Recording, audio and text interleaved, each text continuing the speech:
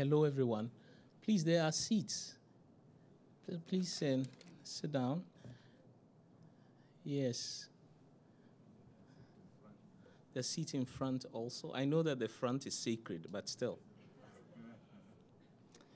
So, welcome everyone to the 2019 Hormuud Lecture. And this year we are very lucky to have with us Professor Sabelo Ndlovu-Gatsheni, who is currently Research Professor and Director of Scholarship at the Department of Leadership and Transformation in the Principal and Vice-Chancellor's Office at the University of South Africa. He previously worked as Acting Executive Director of the Change Management Unit in the Vice-Chancellor's Office at the University of South Africa. He was Director of Scholarship at CMU, founding head of Archie Mafeje Research Institute for Applied Social Policy. He's also the founder of the Africa Decolonial Research Network based in the University of South Africa. Basically, he's a founder of things. He's founding things. He's a National Research Foundation rated social scientist, a member of the Academy of Science of South Africa, a fellow of African Studies Center in the Netherlands, and a research associate at the Ferguson Center for African and Asian Studies at the Open University in the United Kingdom. But he doesn't just found things. He also publishes foundational texts. For example, Professor Ndlovu-Gatsheni has published over 100 publications to his name, and I'm not going to pretend to be able to go through all of them. So I'm just giving you a sampling. His major book publications include The Ndebele Nation, Reflections on Hegemony, Memory, and Historiography. Do Zimbabweans Exist? Tragedies of Nationalism, National Identity Formation, and Crisis in a Post-Colonial State. Redemptive or Grotesque Nationalism, Rethinking Contemporary Politics in Zimbabwe. Empire, Global Coloniality, and African Subjectivity. These are all different years, and so he's a founder of things, he's a writer of text, and we're really looking forward to hear what he has to say. Please join me in welcoming Professor Sabelo Ndlovu-Gatsheni.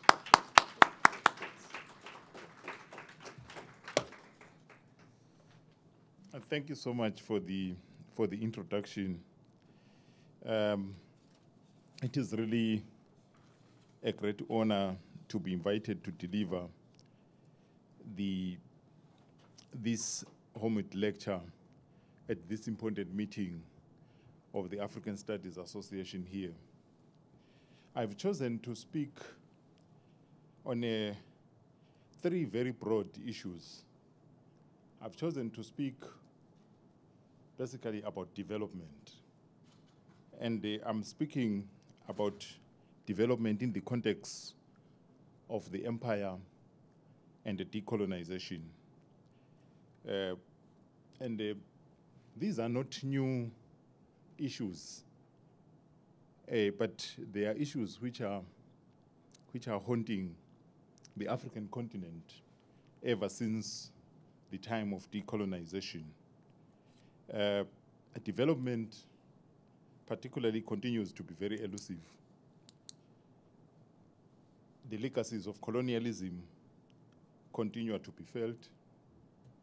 The realities of coloniality continue to underpin the modern world system, and it continues to shape the present global orders. But my interest when I speak about the empires is not about the well-known empire, which is the physical empire. I'm speaking more about what we call the cognitive empire or the metaphysical empire.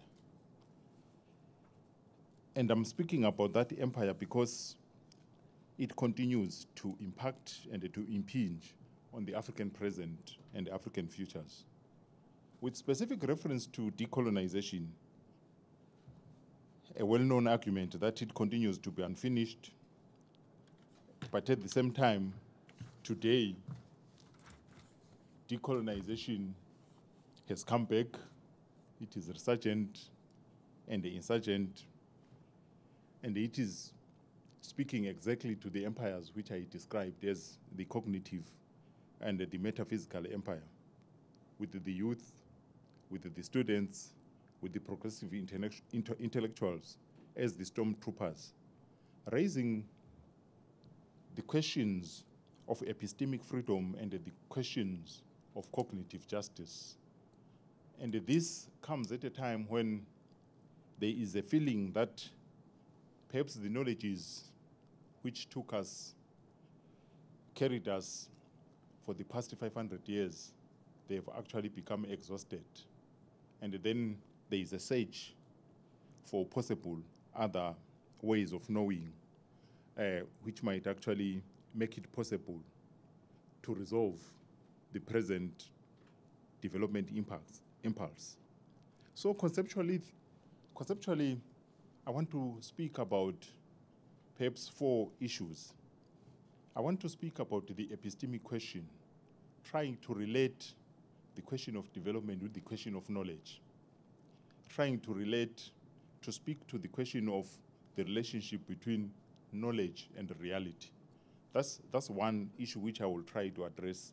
I will also try to address the second issue conceptually, which is the issue of the normative question, the issue of worldview and world sensing, within which the question of development sits.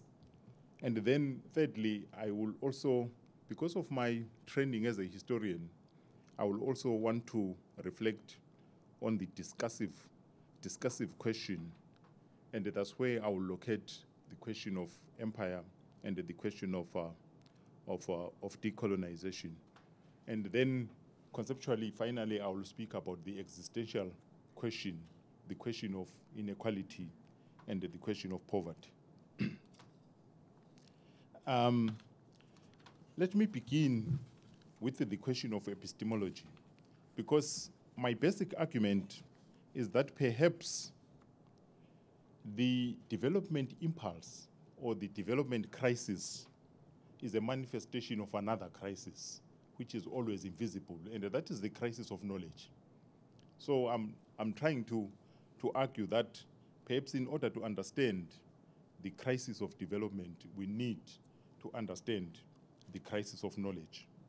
And I want to argue that, unlike the Marxists, I will argue that knowledge is primary. I want to argue that the epistemic question is very primary, and I want to argue that the world we live in is an epistemic creation. And I want to argue that the world system, the global orders, are all epistemic creations. And I want also to argue that what we talk about as economy, as society, as politics, I all see them as epistemic creations. And this is not really my original argument. It's an argument which is also proposed in the work of Walter Mignolo and Catherine Walsh, where they argue that knowledge has a privileged position. It occupies the level of the enunciated, where the content of the conversation is established, and it occupies the level of the enunciation. And they go further to argue that what matters, therefore, is not economics or politics or history, but knowledge. And they argue that ontology is made of epistemology. So I build on that argument to then argue that what this means is that what we call development, politics, economy, society, were first conceived epistemically, articulated ideologically, and then ordered practically. And what this then means also is that what we see perhaps as the crisis at the development level, what we see as the crisis at the systemic level, what we see as the crisis at the institutional level is actually a manifestation of an epistemic crisis. So that's That's my basic entry point. And that basic entry point is meant to resolve perhaps one major question, the question of naturalism and the question of incesses, whereby some people will argue that, but the world is like this, how are you going to change it? But if you argue that it is an epistemic creation, therefore you have already opened the window that it can be changed. If you change at the knowledge level, therefore you can change. At the world level, you can change. At the systemic level, you can change. At the institutional level. So I think it takes us out of that quandary of naturalism. And that becomes very important in our present context, whereby I see at least 4, if not 3, key crises. The epistemic crisis, which is the crisis of knowledge, the systemic crisis, and also the ideological crisis. And perhaps we can add the 4th, which is the environmental crisis.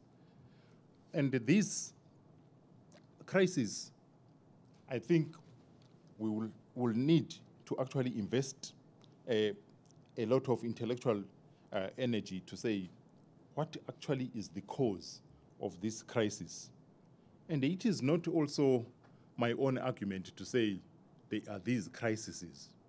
Emmanuel Wallerstein, in his book, Uncertainties of Knowledges, I think he captured the crisis very well when he said, I believe we live in a very exciting era in the world of knowledge precisely because we're living in a systemic crisis that is forcing us to reopen the basic epistemological questions and look to structural reorganization of the world of knowledge. It is uncertain whether we shall rise adequately to the intellectual challenge, but it is there for us to address.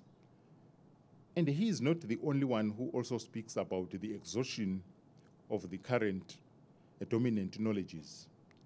The Portuguese sociologist Bonaventura de Sousa Santos speaks about the exhaustion of what he terms the northern epistemologies.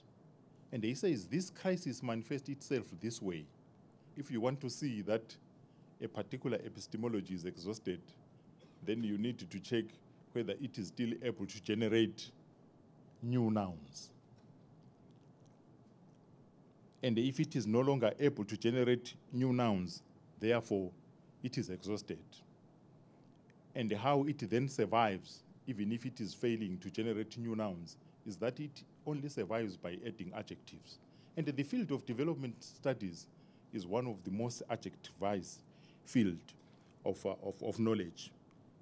Whenever the issue of development is failing, we add more and more adjectives: alternative, integral, inclusive, democratic, sustainable. Every time we add adjectives in trying to make it relevant when it shows signs of being irrelevant. And the crisis also in the field of development also manifests itself in the sense that whenever development is failing, either we call for summits or we call for conferences, or what we do, we produce reports. And I don't want to speak about those reports. I think they are, you know most of them. The Brandit report, right up the human development reports, which are all created within a context in which the Nigerian economist Adebayo Adedeji termed the development merchant system.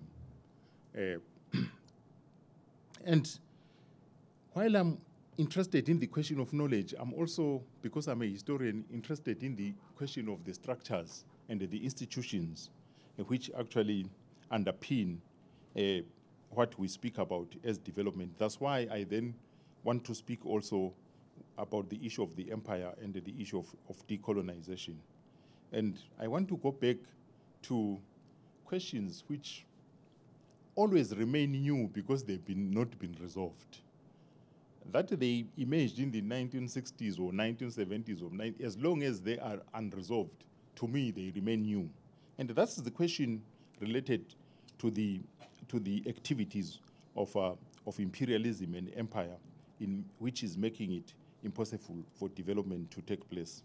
And I will not speak about them in terms of the physical empire, which I think most of us, we know it very well. I want to speak about it in terms of what the historian Robert Gildia speaks about in terms of empires of the mind. The empires of the mind. And this issue of the empires of the mind becomes very, very important because it helps us perhaps to explain why is it that our imagination itself is failing us? And why is it that even our thinking about development fails us? We've been thinking about development since the dawn of decolonization, but inequality and poverty seems to be deepening. And what is it that is problematic in that sphere?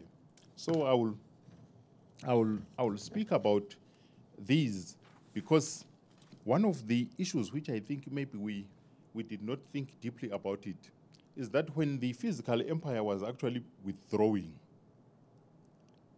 those who were beneficiaries of the empires, they devised other means of maintaining their dominance over Africa.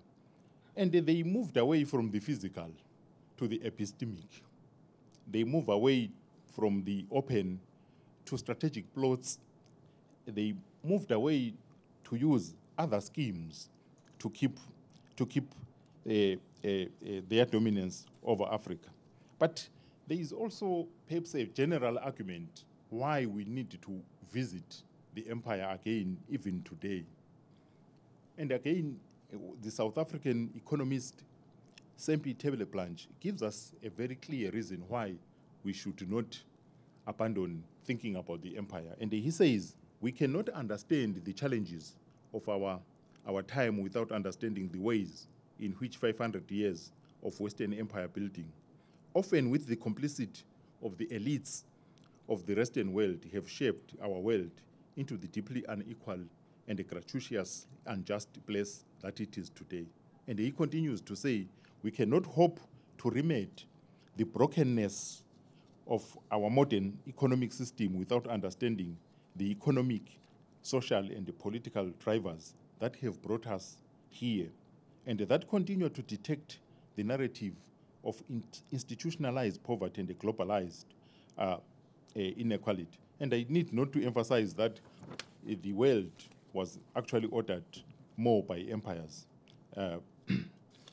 But as I said, my interest is more on the cognitive, the empires of the mind.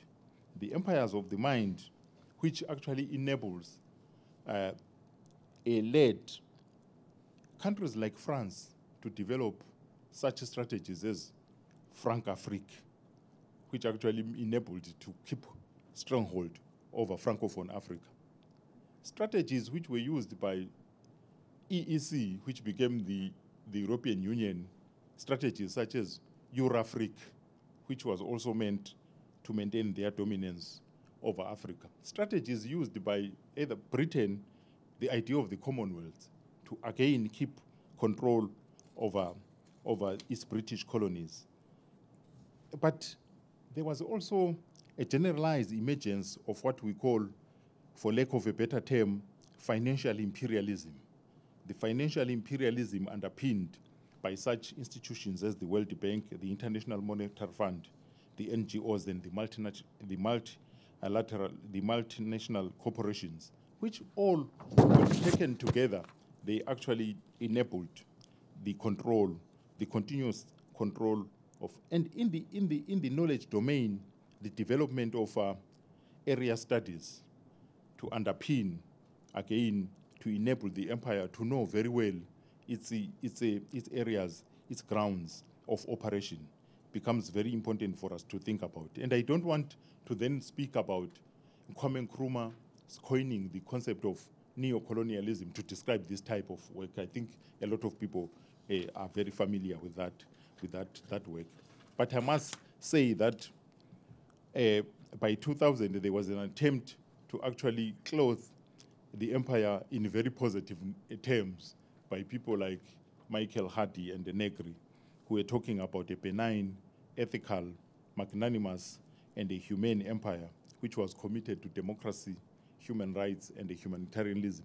And I must say, I actually dealt with that question in my book, Empire, Global Coloniality, and African Subjectivity, to say there is no empire like that which is decoupled from imperialism. The point which I want to emphasize is how do the cognitive and the metaphysical empires operate to such an extent that they disable our genius, they disable our craftiness, our ability to make things. And I think the work of Ngugi wa Thiong'o becomes very useful there, because he's the one who actually, I borrowed the concept of metaphysical empire when he was talking about an empire which invades the mental universe of its victims. And that empire invades the mental universe in various ways. The first technique which he describes is what he calls the detonation of the cultural bomb at the center of the universe of his victims. And once they detonate that cultural bomb, he says the consequences become very clear. The people lose confidence in themselves, lose confidence in their names, lose confidence in their languages, lose confidence in their capabilities. And he goes on and on to explain the consequences of this empire. And he says the long-term impact of that is then to submit Africa to the European memory. And what we then emerges as a way of thinking, it takes the form of mimicry as the template of thinking about development. But he also speaks about the second strategy which is used by this empire, and he uses the example of a computer.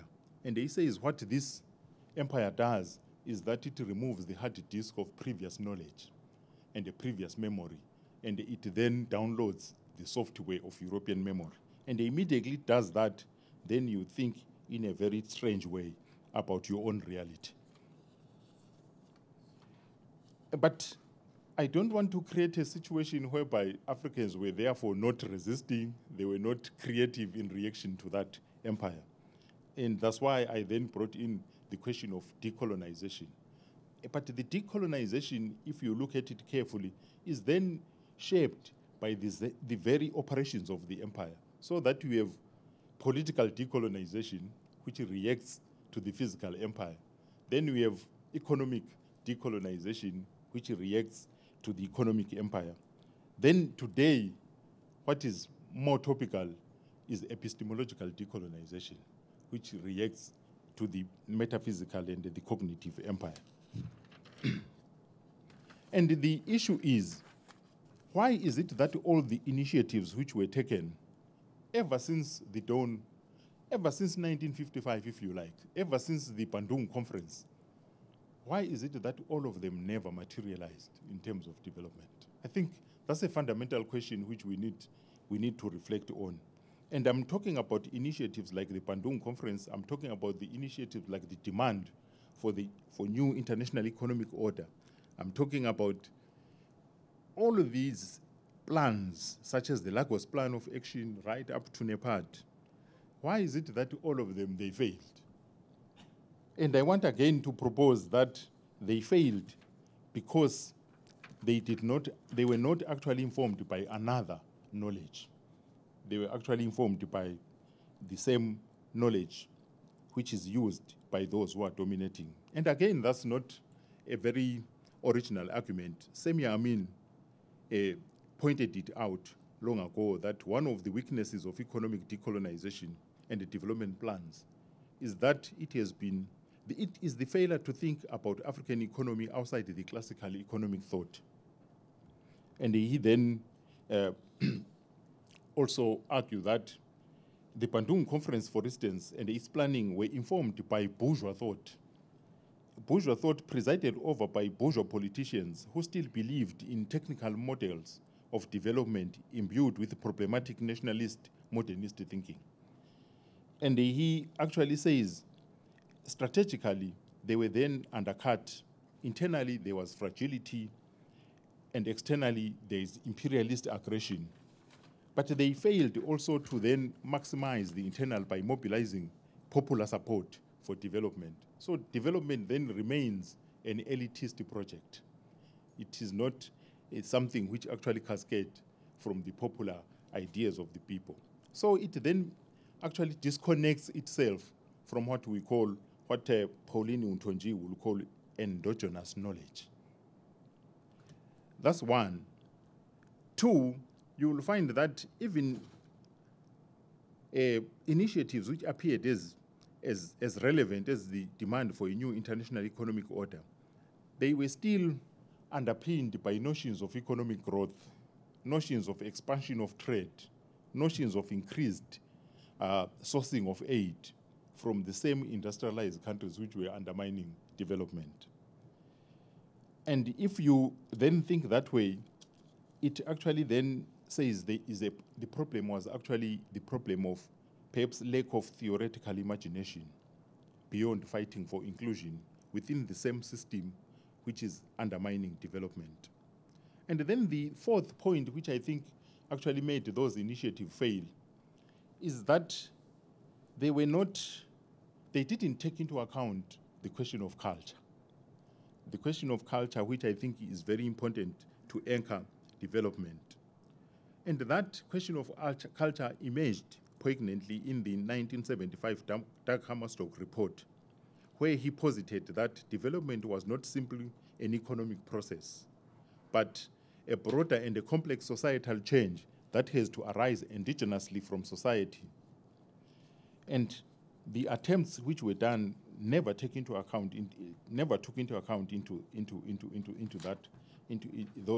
those realities. And I think we can go on and on analyzing each and every plan, why it failed. And I'm actually making a generalized argument to say, I think the question was actually at the epistemic level. There was no creativity at that level.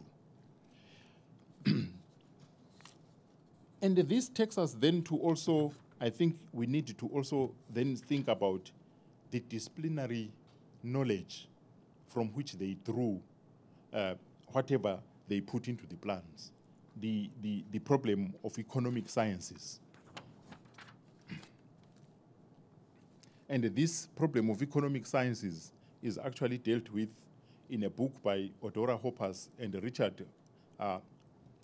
Howard Richards, which is entitled Rethinking Thinking, Modernity's Other and the Transformation of the University, where they posited that in order for us to understand the problem of development, we need to delve deeper into what they termed the constitutive rules of the economic game, and they traced the origins of economics as a discipline in the foundational writings of Adam Smith.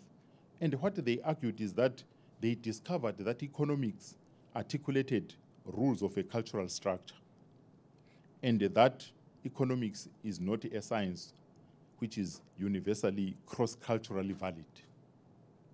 And that becomes very important because the problem about the thinking of the 60s and the 70s is that there was this attempt to be included within the European game, if you use the terms of Fanon. And it looks like we need to move away from that type of thinking and question the rules of the games themselves. And I think that's what the decolonization of the 20th century is trying to do, to actually question the rules of the game itself, including the normative frameworks within which that game was playing. And I think also the work of Samir Amin speaks to that question, whereby he questioned the idea of pure economic science whose laws are true whatever the economic and the social system may be. And it was Samir Amin in that important book, Maldevelopment, Anatomy of Global Failure, who proposed that we need to move away from economic analysis to political analysis. Because economic analysis, he argued, was actually in support of the status quo. And that question actually is also addressed in one of the books by Gilbert Rist, The History of Development from Western Origins to global faith, where he also highlights the exhaustion of what he termed economic paradigm, and he posited that the whole of economic science must be called into question. And he boldly stated that economic science has nothing scientific. It is no more than a battle of opinions, which fluctuates according to the conjecture in ways that enable the strongest to impose their will. Ultimately, the belief in development rests upon the credence given to economists. Neither can it be shaken off unless the other is shaken off too. And he went on to say the strength of development discourse comes from its power to seduce, in the very sense of the term, to charm, to please, to facilitate, to fascinate, to set dreaming, but also to abuse, to turn away from the truth, to deceive. And having taken these critiques into account, I was thinking, perhaps, what then is the solution? Is it not possible that we take into account, why is it that people like Marcus Garvey never used the word development? They actually use the word self-improvement. Why is it not possible that we go back to what Nyerere was trying to do, the idea of self-reliance? And if we think that way, then, as I conclude, I think the solution lies in us engaging in a very painful process which I will describe as rethinking thinking itself. How do we rethink thinking itself? And this process of rethinking thinking itself is a liberatory process which is predicated on two concepts. The first concept is unlearning, that which is very problematic. And the second aspect is relearning, that which actually serves us. Unlearning those knowledges that led us to the present crisis, and the relearning of new knowledges of life, not domination and death. And that becomes an urgent task in the present moment. Rist speaks about it this way. The aim then is to change our perception, to see the world differently, to get the measure of the dead ends into which we have strayed, to stop believing in promises of a better future from the very people who mortgage it so heavily, to abandon the headlong rush that serves as a panacea to change our model of society. And in practical terms, therefore, it means when we enter into this painful task of rethinking thinking itself, one of the practical things which we need to do is to recover some of the subjugated knowledges, the histories, and the ways of living. And Odora Hoppers and Howards, they say the task of rethinking thinking is therefore precisely this: to recognize the cultural affiliation of those numerous others that have been the norm, and they work to bring other categories of self-definition and of dreaming and of acting, of loving and of living into the commons as a matter of universal concern. Practically, such a move should enable radical reconstitution of the society and the political. And I think every time I'm thinking that way, I'm thinking about the Arusha Declaration. That despite the fact that perhaps it was implemented wrongly, perhaps, but if you read it carefully, you can see the desire to reconstitute the political, to reconstitute the political, to reconstitute society, to redefine and re-articulate intersubjective relations, to really think about peasants, not as dependent people, not as poor people, but as craftswomen and craftsmen. And I think if we think that way, we will then reach a conclusion that the major problem about the major plans of development and the thinking was its failure to weld away from the European game. It actually then becomes re-welding within the context of colonialism, within the context of patriarchy, within the context of capitalism. And I think that's where then all the good intentions then die. And the Arusha Declaration becomes very important to me because it also speaks about other knowledges, the indigenous knowledge. There was an attempt to say indigenous knowledge needs to be brought in. And later on, Nyerere went on to chair the South Commission, and they produced the report, The Challenge to the South, the report on the Southern Commission, where there is an interesting definition of development, where they say development is a process which enables human beings to realize their potential, build self-confidence, and lead lives of dignity and fulfillment. Through development, political independence acquires its significance. So it means that if you are thinking about development from that report, development is liberation. It's actually tied to liberation. But I want to end by saying, why don't we think about putting content to what Semi Amin talked about as delinking?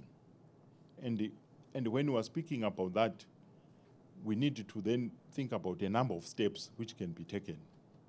And one of the first steps which I think we still need to invest our energies in is de-imperialization. We need to de-imperialize because the current world system, which sustains the whole problem of the white gaze in development, is still intact, and we still need to fight within that side, so that we deal with the question of asymmetrical power relations, which make development impossible. And I think the second one is to think about de-bourgeoisification of thought. I have no better term but that one. And that one, it looks like we've been relying on a knowledge of a minority rather than a knowledge of the majority. And the minority who are actually complicit with the forces which actually make development impossible. And I think it is important that we then think about that type of intervention. And then the third one is depatriarchization across society. And I think the whole modern world system is under pressure. The whole modern world system is still standing on colonialism, on patriarchy, and on capitalism. And it will be important for us to take questions of exclusion and discrimination of women into account because it deprives the world of other knowledges. Professor Orionke Oewumi is here, and I was drawing on your book, What Gender Is, Motherhood, where you were speaking about, what about if we think about what you termed multi-potent values and ethos? What about that as the anchor of thinking about development, the maternal ideology as an anchor of communal identity? And you were thinking that the maternal ideology is actually a humanist ideology, which actually speaks about life-giving, life-sustaining, and life-preserving.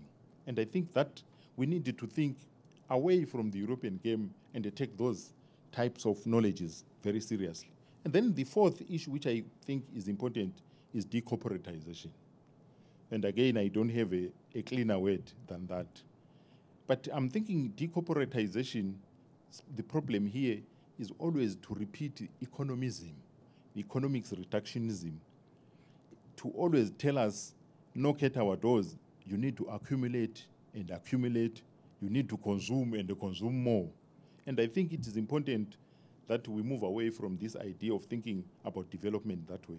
And then the fourth one, which I think is agreeable across board, is the issue of deracialization, which eliminates the color line, which is very resilient across all the temporalities. And then the last one is democratization. But again, thinking about democratization, not in the bourgeois-centric way, but thinking about democratization in terms of its popular versions, which recognizes ordinary people as knowers and the makers of the world. I thank you.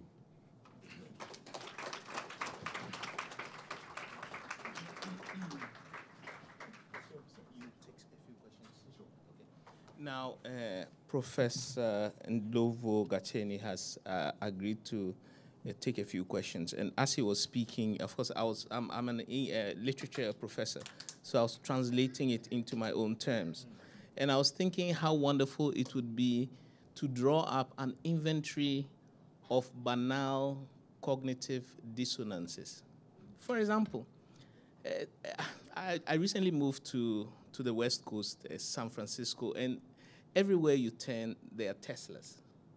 And my wife's brother, so my brother-in-law bought himself a Tesla. He's a nerdy guy. He's always been into computers. So he took us on a long ride, and he was showing off the Tesla, the driverless, all the screen. It's very beautiful, actually. I was a little bit jealous, but I suppressed it. Now, what can I say? But one thing that struck me as really fascinating, this is my first example of banal cognitive dissonance, is that on the Tesla screen, the icon for a car, the two main icons are for a car, like overtaking, you see a car, and the other icon is pedestrian.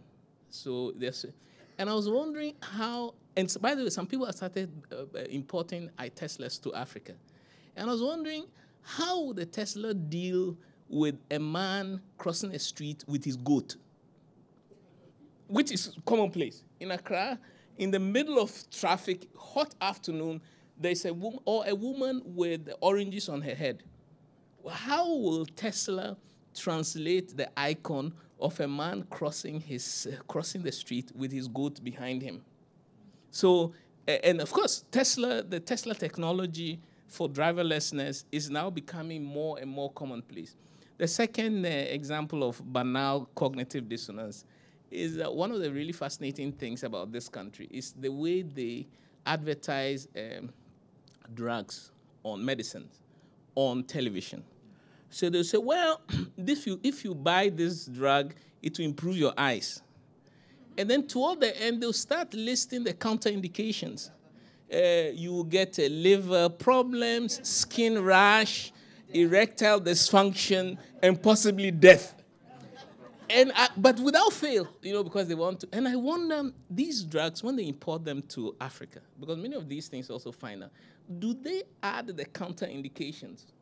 And I don't think so. But I'm sure that if these drugs were imported to Africa and they told us the things that they would do, including death, no one will buy them. So this is my second example. There are many examples of banal cognitive dissonance, which is, of course, it cross-maps, I think, onto this cognitive imperialism. So this is how I understand. There are other things, but I don't want to take care. But the Tesla icon and the goat is really fascinating. So, questions, comments, inventories. Yes.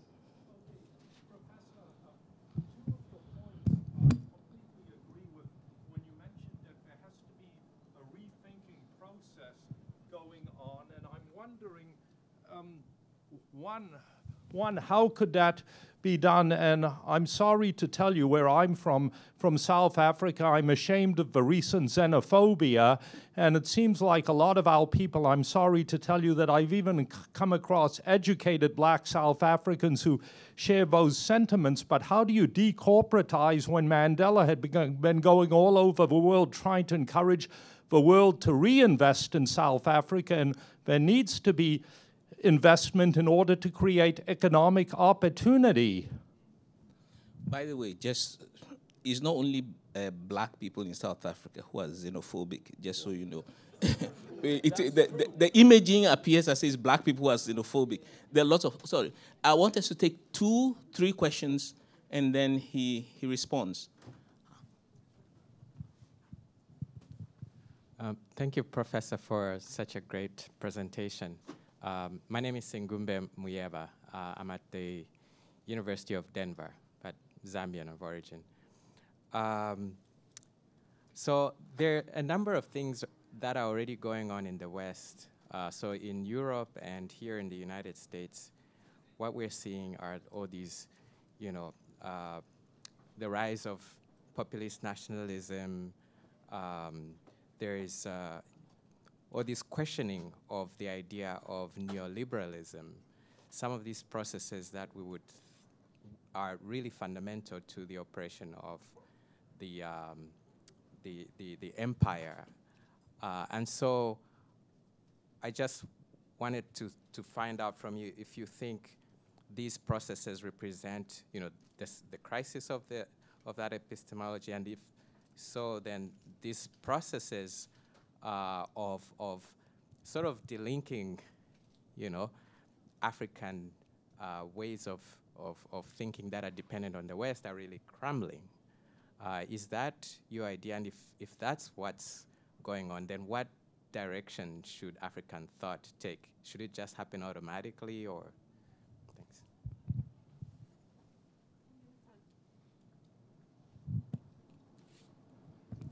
Thank you very much. My name is Hadiza Kiri Abdurrahman, and I've been wanting an opportunity to ask you this question. You mentioned the crisis of knowledge and saying that the knowledge which has brought us to the present crisis cannot be the knowledge which takes us to the future. And so we constantly look at ways to decolonize, or what we call decolonizing. But then you also said that anti-systemic forces such as that are never really allowed to operate. They are disciplined and become part of the system. So for those of us doing decolonization, whatever it is now, it very much feels like it has been disciplined into something that is more acceptable. What I ask as someone conscientiously trying to do decolonization is, what tools do we use when sometimes anti-systemic or systemic is us? Cognitively, we are so affected by coloniality. We are the system. I don't think we can decouple that. So how do we do this? I think okay. Better.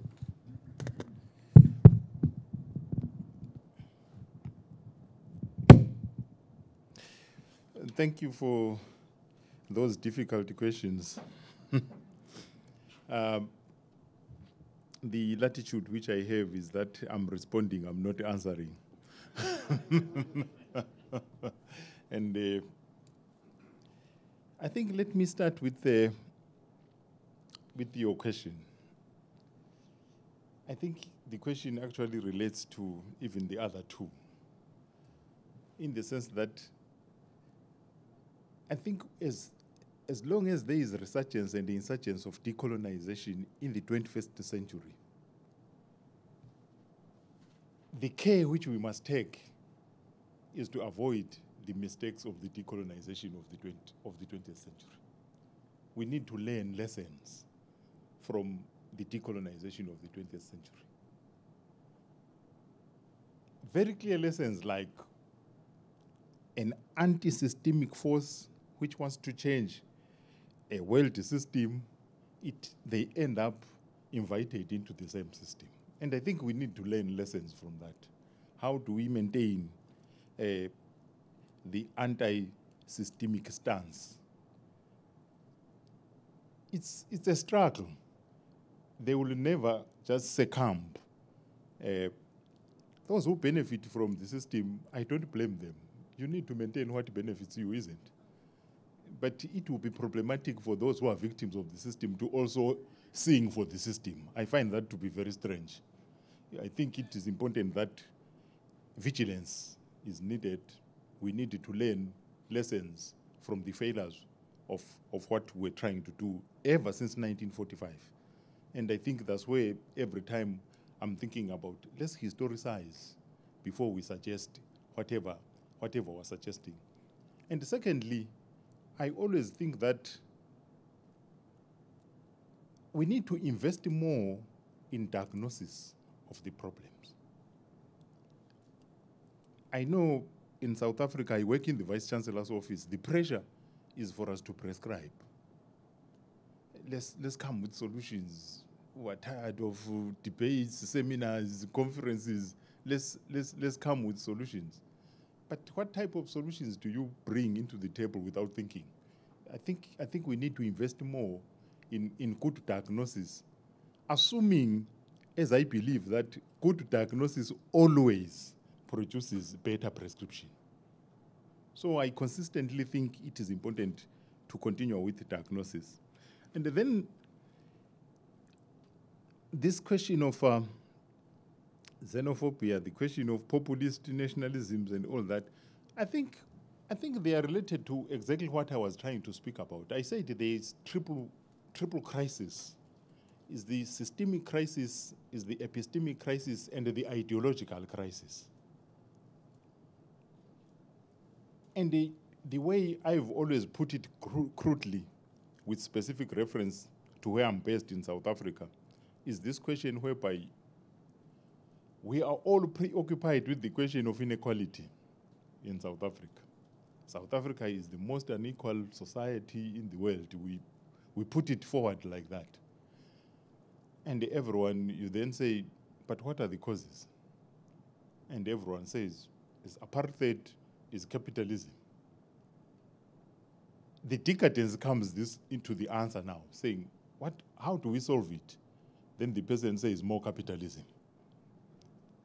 If you say that, then it confirms my thesis that there is a crisis in the epistemic sphere, in the epistemic realm, whereby you are saying the cause is this one, but at the same time you are saying the solution is that same cause, and the people say it unaware that they are actually saying that you are saying more capitalism will solve the problem of inequality when initially you said it is the cause. And I think it's not really even a global south problem. It's actually a planetary problem. It's planetary in the sense that I repeat that thesis of saying I think the knowledges which took us to the present crisis might not be the same knowledges which takes us into the future. And we need to think about them very deeply. I was actually reading what Chomsky was saying. He was saying the indigenous people are now the people who can save the environment. We need to learn from them. But previously, there were people who were supposed to be moved from barbarism into modernity. But modernity has created more modern problems with no solutions.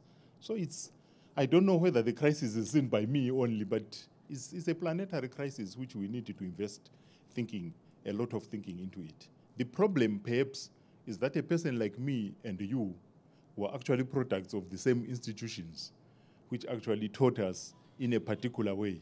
And the whole issue of decolonization, then it starts with deep personal interrogation so that you unlearn some of these things which we learned. That would be my modest response. Okay, one last round of questions, and then if you have, that is.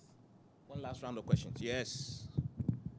Now, did you not, no, you did not, oh God, I made a mistake. I'm mistaking you for someone, I'm coming. So you will, yes, thank you for your presentation. And in your answers, you gave the sentiment of your direction. But the presentation itself was clouded by ambivalence. And the ambivalence stems from the starting point of using a formulation which is already problematic, which is called development. So although you went on to critique it, you put yourself into a trap by discussing it itself instead of discussing genocidal past, and therefore you use the concepts which comes with development like modernity and those Sybil texts.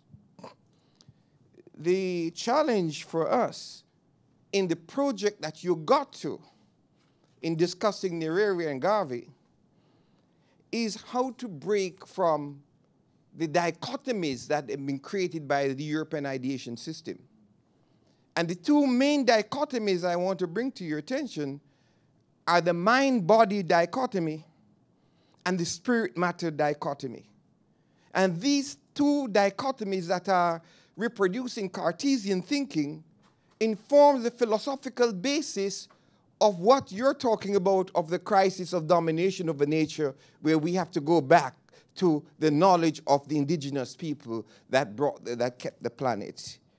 And so because of this ambivalence, you're unable to penetrate the real contribution of the African project in rehumanizing the planet. And therefore, in the process of discussing cognition and cognitive skills, you go back to cognition in the Baconian and Cartesian fold instead of going back to the spiritual manifestation of what is the human being. And if we bring that to the 21st century, and we go beyond development and linearity and draw from another physics, then we will be able to see that what you call failures in the South Project and the Lagos Phase of Act project are not failures, but actually sequences in the project of humanization from Africa, and those sequences comes out of learning from one stage to the next of how we can be better human beings. And therefore, we do not start from the European concept of who is developed and who is modern. Thank you very much. Yes. Thank you. Professor Gatsheni, I think you are mostly known for your work on decoloniality. But for me, it didn't come out clearly in your presentation. So my question is this: what, if any, is the difference between decoloniality and decolonization? Last question. I give you the privilege of asking the last question. You don't like privilege? You have to get used to it, man. Privilege. Privilege of the last question. Going, gone. Yes. Yeah, sure. The questions are becoming even more difficult. The first prof who spoke, I don't want to stand here and pretend that I'm not a product of what I'm discussing. I'm actually, and that ambivalence is manifestation of the attempt of liberating myself from the miseducation which I got to the re-education which is the process. And I agree with you. Immediately use those terminologies, then you enter into a cul-de-sac. And I understand it very well, and I get exactly what you mean, that we need to go back to perhaps the foundations of the Cartesian thinking about the mind, the body. I tried to present it, but at the same time critique it. It's very difficult. It didn't come out clearly, but I get what you are saying. Then about the difference between decoloniality and decolonization. I continuously use decolonization of the 20th century and the decolonization of the 21st century. I use them interchangeably with the concept of decoloniality. So I don't want to split my hair about differences in things. I want to speak about their connectivity. So I don't want to really belabor that point.